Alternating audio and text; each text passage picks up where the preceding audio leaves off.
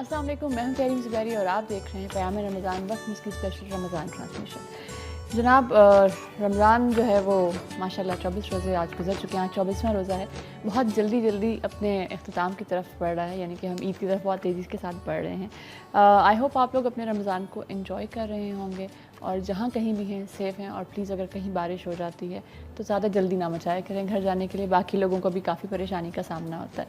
खैर, हम आज अपने इस शो में जिस चीज़ का ज़िक्र करेंगे, जो टॉपिक आज हमारा है वो बड़ा इम्पॉर्टेंट है। वो इस लिहाज से कि हमारी ज़िंदगियों में जब लड़की की रुखसती होती है तो सर पे कुरान का साया होता है। बहुत अच्छी बात है। जब आप हल्फ लेते हैं या गवाही देते हैं तो कुरान पे हाथ रखते हैं। जब आप कोशिश ये करते हैं कि आप अपनी बात को बहुत ठोस और बहुत दलील के साथ कहें और सामने वाला आपकी बात पे यकीन करे, तो आप ये कोशिश करते हैं कि आप कुरान के ऊपर हाथ रखें और कसम खाएं ताकि सामने वाले को आपकी बात का यकीन आ जाए। लेकिन कुरान का मकसद इससे बहुत बड़ा है। बहुत सारे लोग इलाज करते हैं, तावीज़ करते हैं। कहीं वो इलाज, कहीं वो तावीज़ सही तरीक़ों से होते हैं और कहीं कहीं लोग उसका गलत इस्तेमाल भी कर जाते हैं। शायद उनकी ना इल्मी है, नहीं जानते कि वो क्या कर रहे हैं, किस चीज़ का क्या तकद्दुस है और उस तकद्दुस को किस तरीके से पामाल कर रहे हैं। आज का हमारा जो टॉपिक है वो ये है कि कुरान पाक के नज़ूल का असल मकसद क्या था। क्या हम तमाम लोग इस बात से सही तरीके से अवेयर हैं कि जो किताब हमें दी गई है तोहफ़े में, क्या हम उसका सही इस्तेमाल कर रहे हैं? क्या हम उसके तकद्दुस को पामाल तो नहीं कर रहे? हम इस बारे में बात करेंगे। और जो हमारे पास आज पैनल ऑफ गेस्ट मौजूद है, मैं उसका इंट्रोडक्शन करा देती हूँ उन तमाम लोगों का। हमारे पास मौजूद हैं सबसे पहले मुफ्ती मुनीर अहमद साहब, अस्सलाम वालेकुम। उसके साथ हमारे साथ यहाँ पे मौजूद हैं हाफ़िज़ अवैस रज़ा कादरी। उसके साथ मौजूद हैं हाफ़िज़ मज़हर अशरफ़ी साहब। और हमारे साथ मौजूद हैं मुफ्ती मोहम्मद शाहिद मदनी साहब, अस्सलाम वालेकुम। और हमारे साथ मौजूद हैं आप सबके, हम सबके बहुत प्यारे आगा अब्दुल गफ़ार साहब, अस्सलाम वालेकुम। और प्रोग्राम का आगाज़ अल्लाह की बाबरकत नाम से। जी मदर साहब, दुरूद पाक पढ़िए। अल्लाहुम्मा सल्लि अला सय्यिदिना व मौलाना मौलाया सल्लि व सल्लिम दाइमन अबदन अला हबीबिका खैरिल खल्क़ि कुल्लिहिम मौलाया सल्लि व सल्लिम दाइमन अबदन अला हबीबिका खैरिल खल्क़ि कुल्लिहिम मुहम्मदुन सय्यिदुल कौनैनि व थक़लैनि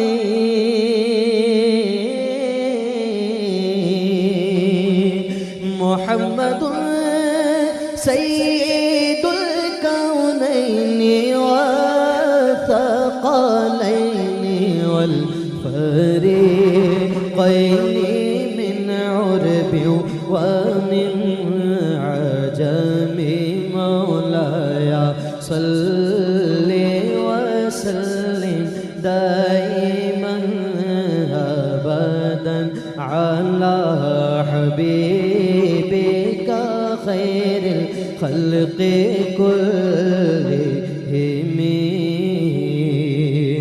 एक दिन जिब्रील से कहने लगे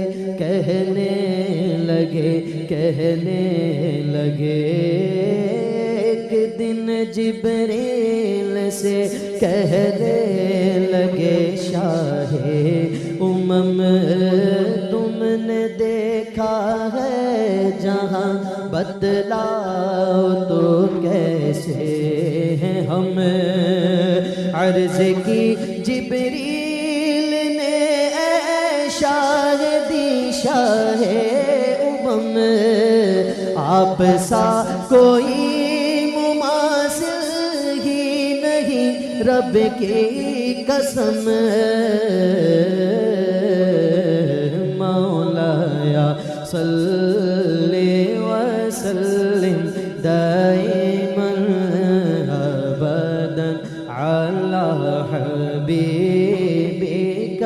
خیر الخلق كلهم یا ربی بالمصطفى بلغ مقاصدنا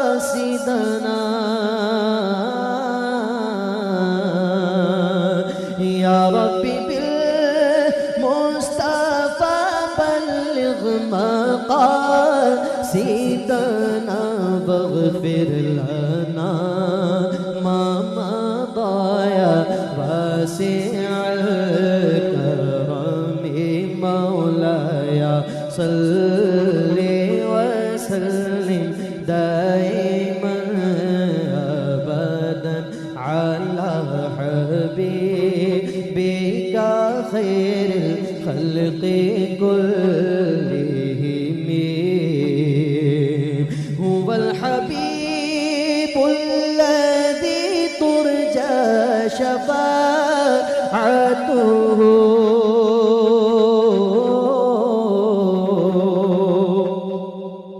هو الحبيب الذي ترجى شفاعته لكل غول من الأغوال مقتحم مولاي صل وسلم دائما أبدا على حبيبك خير الخلق كلهم مولاي صل وسلم دائما أبدا على حبيبك خير الخلق كلهم.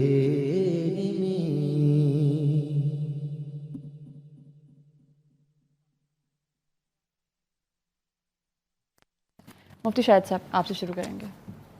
اعوذ باللہ من الشیطان الرجیم بسم اللہ الرحمن الرحیم. قرآن کریم فرقان حمید کو دو القابات سے یاد کیا جاتا ہے. ایک ہے قرآن کا کتاب ثواب ہونا اور ایک ہے قرآن کا صحیفہ انقلاب ہونا. کتاب ثواب کا مطلب یہ ہے کہ دنیا کی ہم بہت ساری کتاب پڑھتے ہیں تو ہمیں ثواب نہیں ملتا. قرآن پڑھتے ہیں تو ہر حرف پر اللہ تعالی ہمیں 10 نیکیاں عطا فرماتا ہے، جیسا کہ نبی کریم صلی اللہ علیہ وسلم نے فرمایا.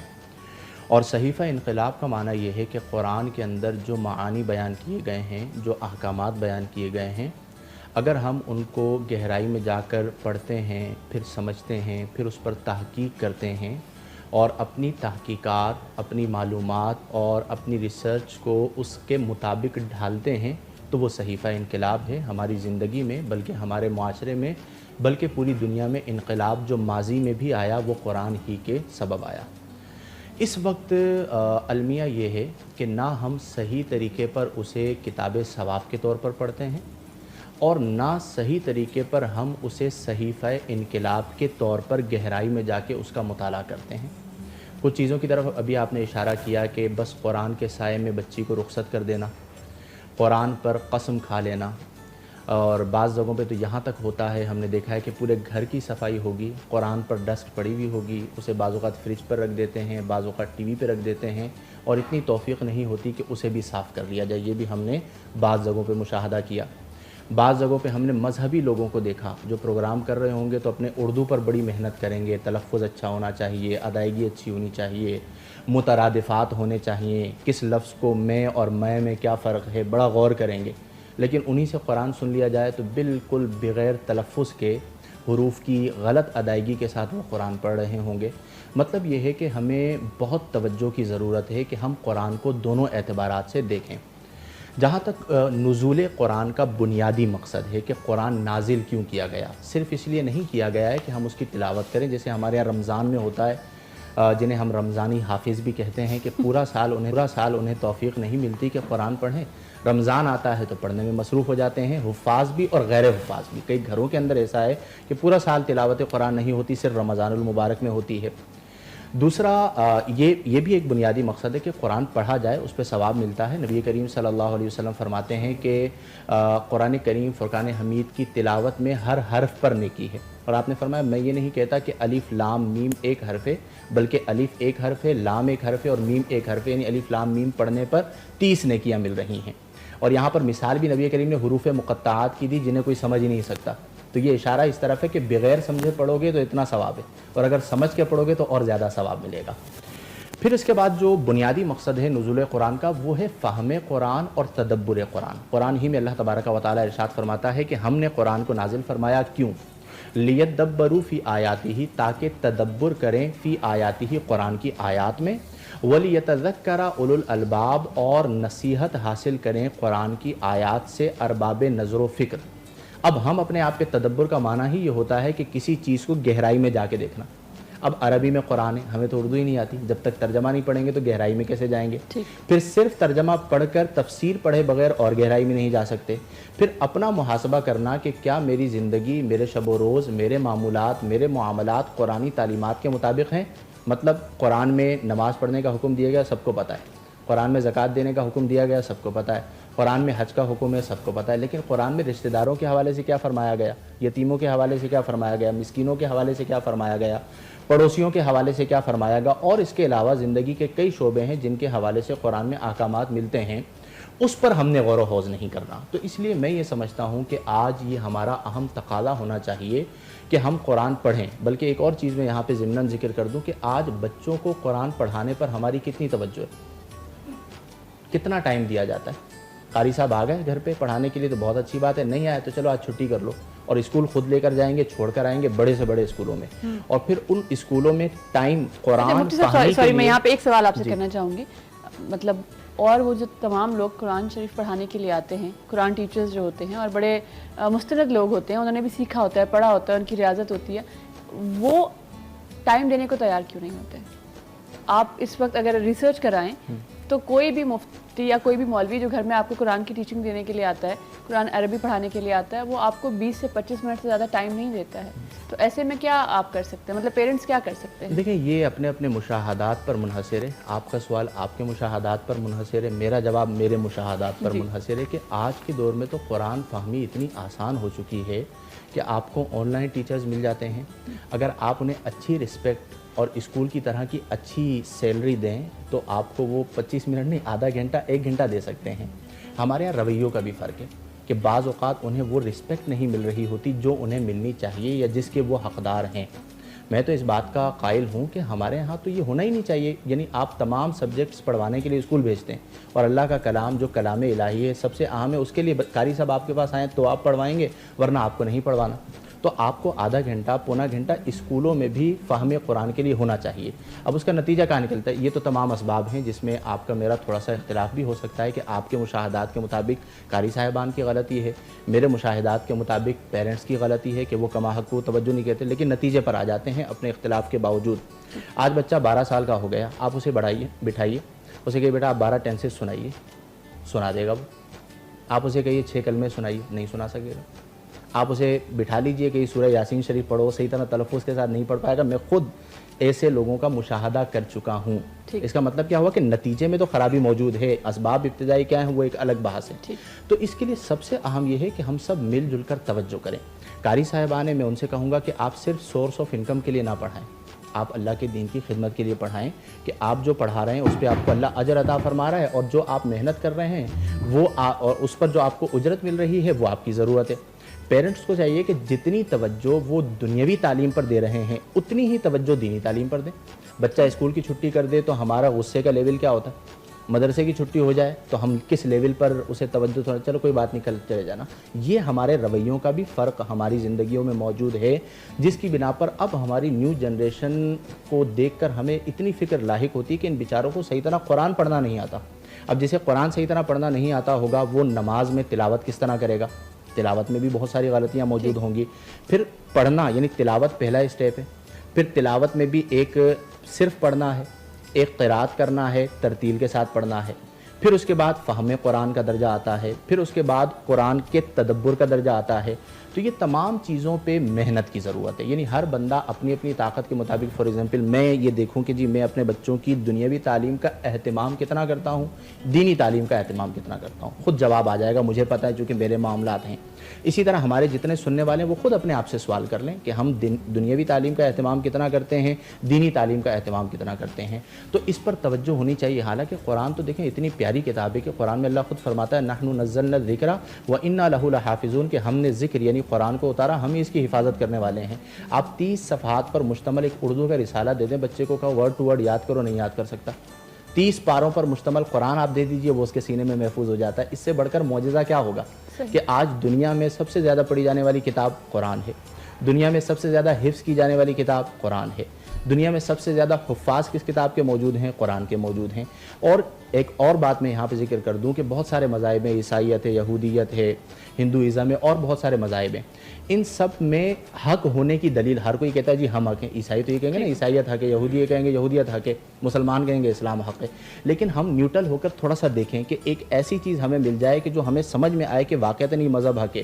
تو قرآن اس کی بہت بڑی دلیل اور زندہ معجزہ ہے کہ آپ ایک 20-30 صفحات پر مشتمل رسالہ ورڈ ٹو ورڈ یاد نہیں کر سکتے. ایک پیپر آپ کو پرنٹ آؤٹ نکال کے دے دیا جائے اور کہا جائے کہ ورڈ ٹو ورڈ یاد کریں تو آپ یاد نہیں کر پائیں گے. اور مسلمانوں کا بچہ ہے تو لفظ ٹو لفظ، اپنی زبان نہیں یعنی مادری زبان نہیں، قومی زبان نہیں، غیر زبان یعنی عربی جن کے مقابلے میں ہم عجمی کہلاتے ہیں، وہ زبان پورا قرآن اسے حفظ ہو جاتا ہے. یہ اس بات کی دلیل ہے کہ قرآن کسی بندے کا کلام نہیں بلکہ اللہ کا کلام ہے. اور یہاں پر میں یہ بھی ذکر کر دوں کہ قرآن کا جب نزول ہوا تو وہ زمانہ تھا فصاحت و بلاغت کا زمانہ، اور بڑے بڑے شعراء ہوا کرتے تھے اور اپنی شاعری لکھ کے مکہ کی دیوار پر آویزہ کر دیا کرتے تھے. تو جب قرآن میں سورہ کوثر نازل ہوئی اور سورہ کوثر کو وہاں پر لگایا گیا تو کسی میں ہمت نہیں ہوئی کہ اس سے اعلیٰ کلام لا کر اسے ہٹائے اور اپنا کلام لگائے. اس کا انداز یہ تھا کہ انا اعطیناک الکوثر فصلی لربک وانحر ان شانئک ھو الابتر.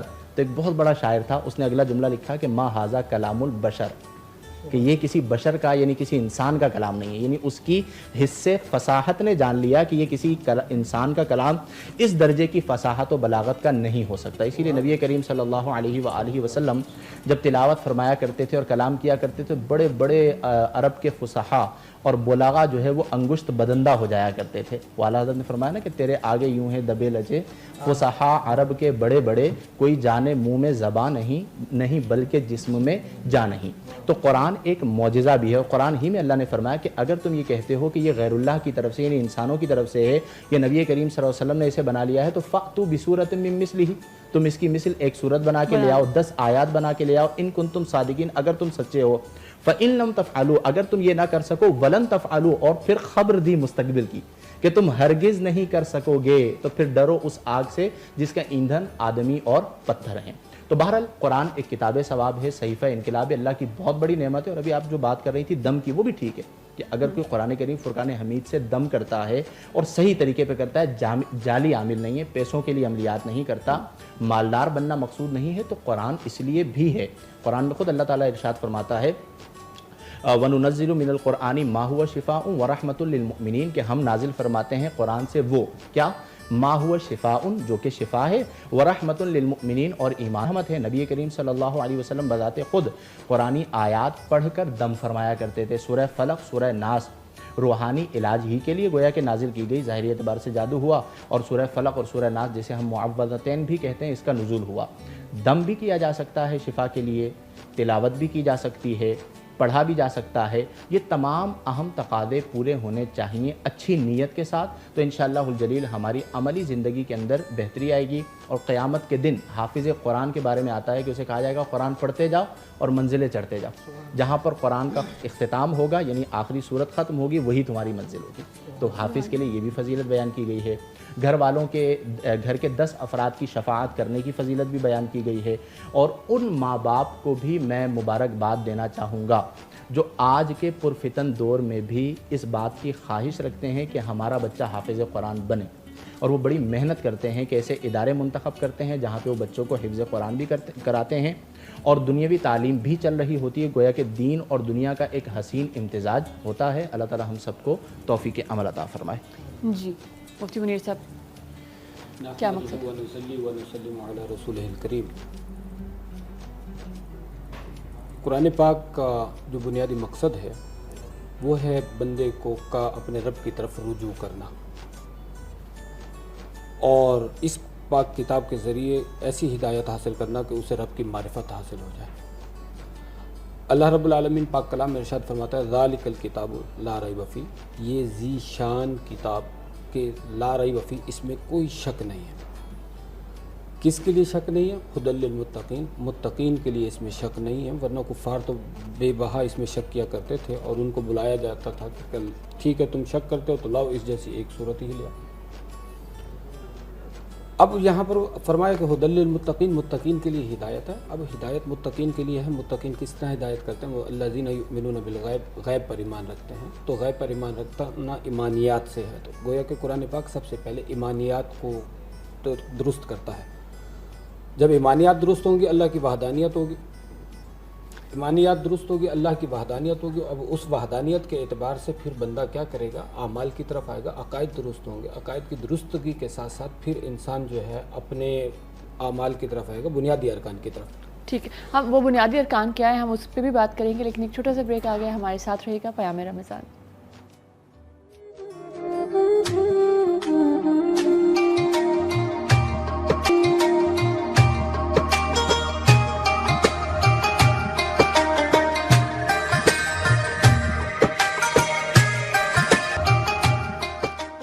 واپس آ چکے ہیں بریک سے اور آپ دیکھ رہے ہیں پیام رمضان، وقت نیوز کی اسپیشل رمضان ٹرانسمیشن۔ اور بریک پہ جانے سے پہلے ہم مفتی منیر احمد صاحب سے پوچھ رہے تھے کہ قرآن کے نزول کا کیا مقصد ہے، ہمارا بریک کی وجہ سے جواب بیچ میں رہ گیا تھا۔ جی مفتی صاحب۔ تو قرآن پاک ہدایت ہے متقین کے لیے، اور سب سے پہلے ہدایت میں ایمانیات کا تعلق ہوتا ہے، اللہ رب العالمین کے ذات کے ساتھ ایمان، اس کے علاوہ جو ہے وہ جنت اور دوزخ پر ایمان، حشر پر ایمان، یہ ساری چیزیں۔ اس کے ساتھ پھر بنیادی ارکان کا ذکر آتا ہے، یعنی اللہ تعالیٰ فرماتا ہے الذین یؤمنون بالغیب ویقیمون الصلاۃ، نماز قائم کرتے ہیں، نماز کے احکام قرآن کے اندر بیان کیا گیا، ومما رزقناہم ینفقون، اور جو اللہ رب العالمین نے رزق عطا فرمایا ان میں صدقات، عطیات، زکوٰۃ وغیرہ کے معاملات ہیں۔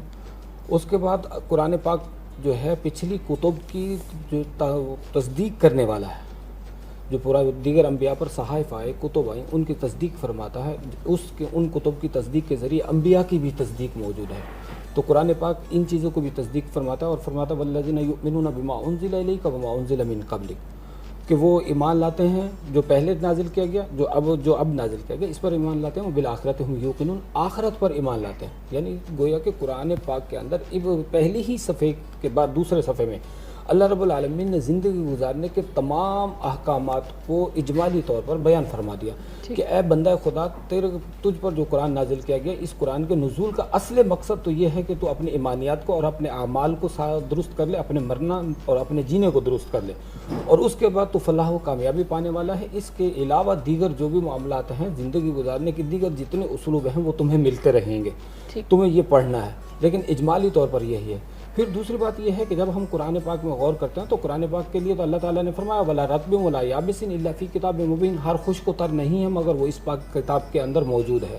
تو قرآن پاک کے اندر جتنے بھی بنیادی اصول ہیں وہ قرآن پاک میں ہمیں ملتے ہیں، سمجھ میں آتے ہیں، جس کی جتنی طاقت ہوتی ہے اس طاقت کے اعتبار سے وہ اس کو سمجھتا رہتا ہے۔ اب جس کی طاقت کم ہے وہ اس کو کم سمجھتا ہے۔ جیسے قرآن پاک میں اللہ نے فرمایا تنزیل من القرآن، قرآن میں سے کچھ حصہ نازل کیا گیا، ما ہوا شفاء و رحمۃ للمؤمنین، کہ ان میں سے جو کچھ حصہ نازل کیا گیا ہے وہ شفا بھی ہے اور مومنین کے لیے رحمت بھی ہے۔ اب جو عربی سمجھتے ہیں وہ یہ سمجھیں گے کہ وہ کچھ حصہ قرآن میں موجود ہیں، لیکن ہماری عقلیں اسے حاصل کرنے سے قاصر ہیں۔ ماضی میں کیا ہوتا تھا جب ہم یہ کہتے تھے نا وَلَا رَطْبٍ وَلَا يَابِسٍ إِلَّا فِي كِتَابٍ مُبِينٍ کہ ہر خشک و تر قرآن میں ہو، کہتے کیسے ہو سکتا ہے پوری دنیا کی، پوری کائنات کی چیزیں 30 پارے میں ہوں؟ کمپیوٹر نے آ کے بہت آسان کر دیا کہ دیکھو اس کے اندر کیا کیا موجود ہے، نیٹ نے اور آسان کر دیا کہ گوگل پہ کچھ بھی لکھیں تو کچھ نہ کچھ نکال کے بہت سارے لوگوں نے تو اس طرح کے سافٹ ویئر ڈیزائن کر دیے ہیں۔ تو جب انسان کی ایجاد کی طاقت کا عالم یہ ہے تو کلام الہی کی معنویت کا عالم کیا ہوگا؟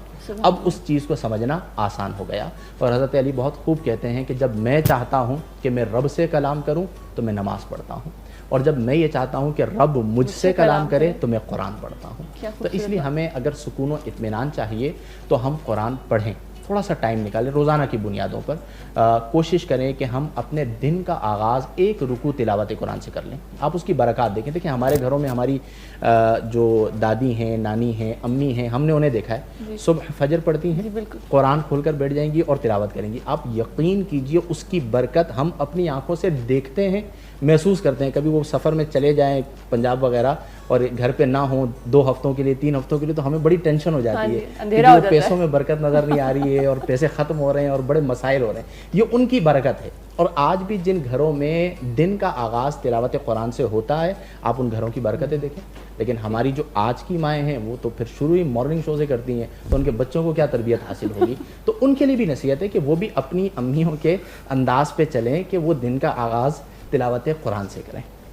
ठीक है। अच्छा सब हम जब देखते हैं कि दुनिया में जहाँ जहाँ साहिब इल्म लोग हैं, जहाँ जहाँ लोग रिसर्च कर रहे होते हैं, वहाँ पे कुरान पाक को ज़रूर वो अपनी रिसर्च का हिस्सा बनाते हैं और जो भी वो रिसर्च कर रहे होते हैं वो इससे इस्तिफ़ादा ज़रूर हासिल करते हैं। हम चूँकि इस मज़हब के मानने वाले हैं, हम समझते हैं, हमारी एक अटैचमेंट भी है और हमारा ईमान भी है, तो हमें इसकी बातें ज़्यादा समझ में आती हैं।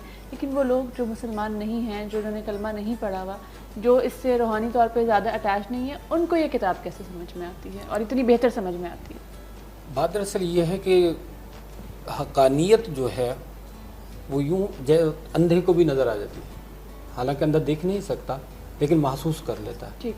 तो कुरान पाक की हक़ानियत ऐसी है कि ये हर एक को नज़र आ रही है। कुरान पाक ने जो दावा किया है, चाहे ज़िंदगी का इतना बड़ा अरसा गुजर गया, 1400 साल गुजर गए या आगे जो आ रहा है, कुरान पाक के किसी दावे का रद्द नहीं किया जा रहा। वो इसमें डीपली गौर कर रहे हैं। जैसे कि मुफ्ती साहब ने कुरान की आयत पढ़ी कि वो कुरान में गौर व फिक्र क्यों नहीं करते। तो कुरान में गौर व फिक्र का जो दर्स दिया गया है, जो बंदा इसमें गौर व फिक्र कर रहा है वो उसकी हक़ानियत को ज़रूर समझ रहा है। जब उसकी हक़ानियत को समझ रहा है तो फिर जिसको अल्लाह ताला हिदायत अता फरमाए वो ईमानियात में आ जाता है, उसको ईमान मिल जाता है। जब ईमानियात मजबूत होते हैं तो फिर हुकूकुल इबाद भी मजबूत होना शुरू हो जाता है। जिस बंदे को ये पता हो कि मैंने मरना है तो फिर वो हुकूकुल इबाद के मामलात को भी पूरा करता है। अगर वो ये समझता है कि मैंने मरना ही नहीं है, फिर वो कुछ भी नहीं करता। तो ये जो गैर मुस्लिम हैं वो कुरान पाक पर सही रिसर्च कर रहे हैं और फिर वो ऐसा नहीं है कि वन साइड होकर देख रहे होते हैं। वो बिल्कुल ऐसे होता है कि न्यूट्रल होकर देख रहे होते हैं कि भाई मैं देख रहा हूँ कि भाई मैं ईसाई, वो सोचता है कि मैं ईसाइयत मज़हब पर हूँ।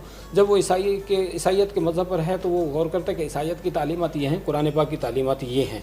और मैं इन दोनों को देख रहा हूँ तो कुरान पाक की तालीमात बरहक हैं, ईसाइयत की तालीमात इसमें तहरीफ भी हो गई, सब कुछ हो गया, आज तक इसमें तब्दीली भी आ गई, मगर कुरान अपनी जगह पर बरहक है। नबी मुकरम सल्लल्लाहु अलैहि वसल्लम जो है कुरान पाक आप पर नाजिल हुआ, आपने ही कुरान पाक को मुतारफ़ करवाया। जब आपकी ज़िंदगी पर वो गौर करते हैं तो फिर वो देखते हैं कि उस वहाँ भी कमाल नज़र आता है। जो आपके तरीक़ाकार पर चलते हुए आपके उम्मती हैं उनको देखते हैं तो उनकी ज़ात भी कमाल की नज़र आती है। उमर लॉस के नाम से उन्होंने जो है वो उस पर काम किया हुआ है। तो इस एतबार से जब वो देखते हैं कि ये वो मज़हब है कि जिसकी हर बात हक़ानियत पर मुश्तमिल है, अगरचे इसके फॉलोवर उससे फ़ायदा नहीं उठा पा रहे, वो इससे फ़ायदा उठा रहे हैं और वो सोशल एतबार से इससे बेनिफिट वसूल कर रहे हैं और जो उन्हें दुनिया में हिस्सा मिल रहा है, अगर वो ईमान ले आएँ तो दुनिया में तो हिस्सा पा ही रहे हैं, आखिरत में भी वो ईमान पर लाने वाले हो जाएं। जी मुफ्ती साहब क्या कहेंगे, कैसे समझ में आ जाता है इतना डिटेल में और जो ढूंढना चाह रहे थे वो मिलता भी है उनको? देखिए कुरान की आयात में तदब्बुर व तफक्कुर करना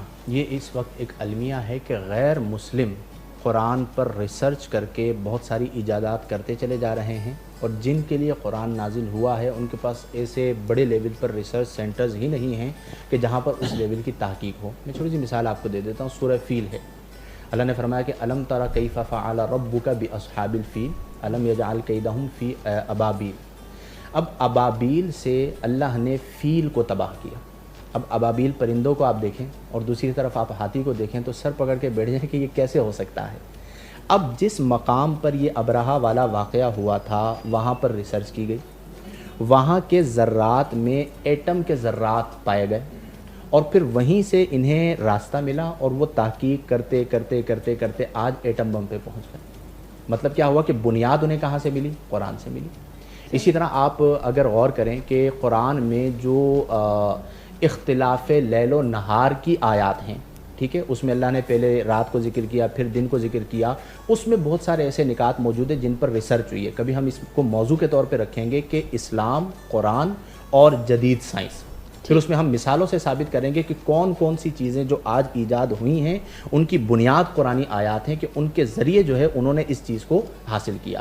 تو اللہ کا یہ ہم پر کرم ہے کہ اللہ نے ہمیں کلام الہی عطا فرمائی اور ہمیں چاہیے کہ اس کی تلاوت، ترجمہ اور تفسیر کو ہم کوشش کریں کہ روزانہ کی بنیادوں پر پڑھیں تاکہ ہماری اپنی عملی زندگی کے اندر بہترین طور پر تبدیلی آ سکے. بے شک. ہم یہاں پہ چلیں گے ایک چھوٹی سی بریک کی طرف، لیکن بریک سے پہلے اویس رضا ہمارے ساتھ موجود ہیں، وہ ہمیں نعت سنائیں. حبیب خدا کا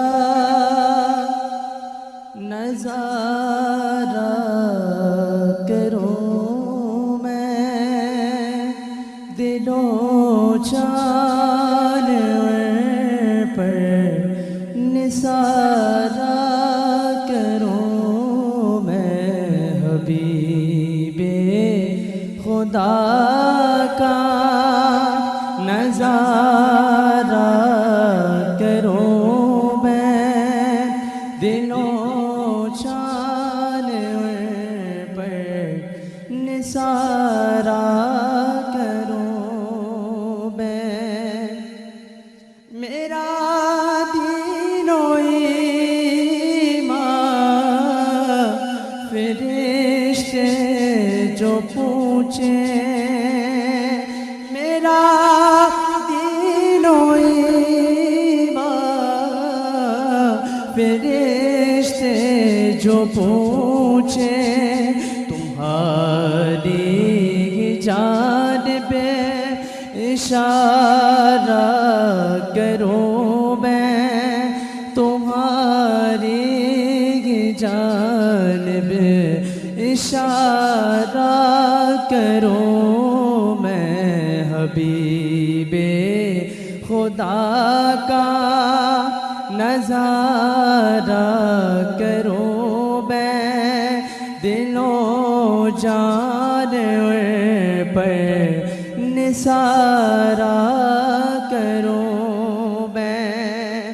خدا را باؤ کہ دم ہے لبوں پر،